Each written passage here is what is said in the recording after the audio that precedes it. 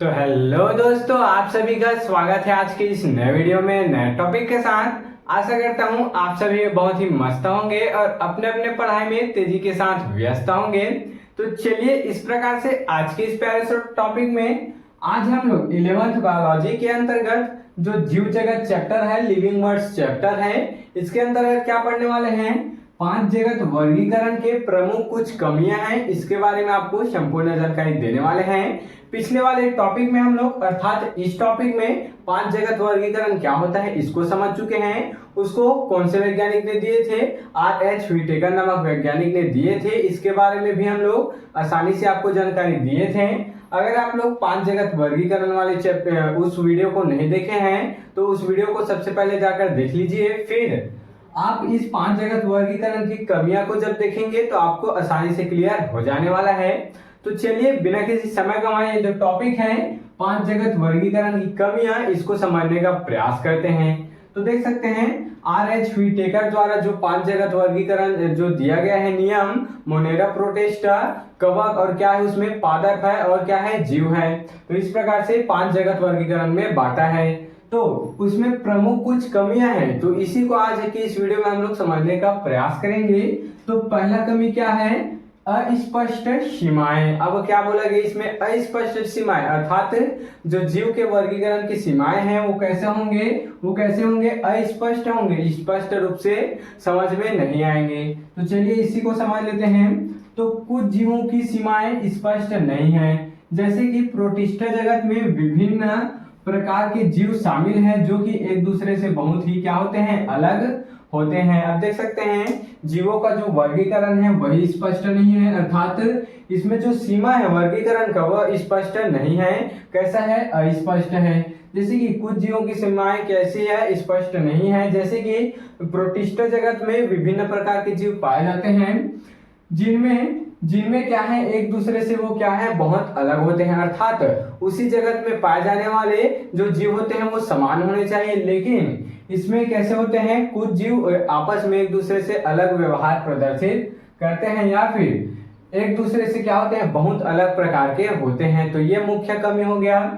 चलिए दूसरा कमी देख लेते हैं पांच जगत वर्गीकरण का। तो दूसरा क्या है, वायरस का वर्गीकरण। देख सकते हैं अब वायरस जो होता है वो जीव विज्ञान में तो अत्यंत भूमिका निभाता ही है, लेकिन इस वर्गीकरण में ये जो वायरस है विषाणु है, इसको नहीं रखा गया है, अर्थात ये जो वायरस है इसको नहीं रखा गया है, वायरस को इस प्रणाली में शामिल नहीं किया गया है। देख सकते हैं जो एक बड़ी क्या है कमी है, यहाँ पर एक क्या हो सकती है, बड़ी सी कमी हो सकती है, क्योंकि वायरस जीव विज्ञान में एक महत्वपूर्ण भूमिका क्या करते हैं, निभाते हैं। ये जीव विज्ञान में एक महत्वपूर्ण क्या निभाते हैं, भूमिका निभाते हैं। जो वायरस होते हैं वो जीव विज्ञान में महत्वपूर्ण होते हैं। क्योंकि ये जो वर्गीकरण है अर्थात पांच जगत वर्गीकरण है, इसमें वायरस को स्थान नहीं दिया गया है। तो ये भी एक क्या है, बड़ी कमी हो सकती है। चलिए आगे देख लेते हैं, तीसरा इसका कमी देख लेते हैं पांच जगत वर्गीकरण का। तो जीवों की विविधता। अब जीवों की विविधता किसे कहते हैं, आपस में जो जीव होते हैं उनमें समानताएं और असमानताएं जो पाया जाता है उसे ही क्या कहते हैं, विविधता कह देते हैं। तो जीवों की विविधता अर्थात इस वर्गीकरण में जीवों की विविधता को पूरी तरह से प्रतिबिंबित नहीं किया गया, अर्थात प्रतिबिंबित अर्थात क्या है, इसका तात्पर्य इस शब्द का पूरे अच्छे तरीके से क्या करना, प्रदर्शित करना, हमें अच्छे तरीके से खुलकर बताना है। तो इस वर्गीकरण में अर्थात पांच जगत वर्गीकरण में क्या जीवों की विविधता को जीवों में पाए जाने वाले अलग अलग प्रकार की विविधता को क्या कहते हैं, जीवों की विविधता कहते हैं। तो उसको पूरी तरह से प्रतिबिंबित नहीं करता है, अर्थात उसको अच्छे तरीके से हमें रिप्रेजेंट नहीं कर पाता है। खासकर प्रोकैरियोटिक और यूकैरियोटिक के बीच अंतर को नहीं दर्शाता है। देख सकते हैं जो प्रोकैरियोटिक और यूकैरियोटिक कोशिकाएं होते हैं इसमें इसमें पाए जाते हैं, इसमें वर्गीकरण में, तो उसके बीच के जो अंतर होते हैं उसको ये अच्छा से क्या नहीं कर पाते हैं, प्रदर्शित नहीं कर पाते हैं, रिप्रेजेंट नहीं कर पाते हैं। तो चलिए इस प्रकार से हम लोग यहाँ पर लास्ट कमी को भी देख लेते हैं पांच जगत वर्गीकरण का। तो क्या है, वर्गीकरण की जटिलता।